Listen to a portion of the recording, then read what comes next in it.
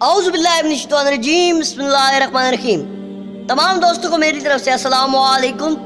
امید ہے آپ سب خیریت سے ہوں گے۔ تو آج ہم بات کرنے جا رہے ہیں عائلی زندگی کی اہمیت۔ عائلی زندگی سے مراد ہے خاندانی زندگی۔ انسان پیدائش سے موت تک ساری زندگی اپنے خاندان میں گزارتا ہے۔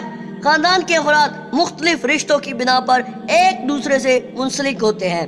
انسانی تمدد کی ابتدا بھی خاندانی نظام سے ہوئی اور اس کی بقا کے لیے بھی اس کا قیام ضروری ہے۔ گویا خاندان معاشرے کا بنیادی جزو ہے اور معاشرے کے اثرات خاندان پر بھی مرتب ہوتے ہیں۔ معاشرے کی بنیاد خاندانی نظام اور مرد عورت کی پاکیزہ عائلی زندگی پر ہے۔ اس پاکیزگی کے متاثر ہونے سے پیچیدگیاں پیدا ہونے کے ساتھ ساتھ ایڈز جیسے مہلک امراض پیدا ہوتے ہیں۔ اسی لیے اسلام نے اللہ کی قائم کی ہوئی حدود پر سختی سے عمل کرنے کی ہدایت کی ہے۔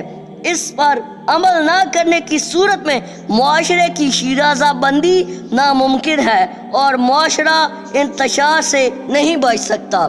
امید ہے آج کا ٹاپک آپ کو پسند آیا ہوگا، اور آخر پر یہ دعا ہے کہ اللہ رب العزت ہمیں قرآن سنت اور حضرت محمد مصطفیٰ صلی اللہ علیہ وآلہ وسلم اور آپ صلی اللہ علیہ وآلہ وسلم کی پاک آل کے بتائے ہوئے طریقوں کے مطابق زندگی بسر کرنے کی توفیق عطا فرمائے، آمین۔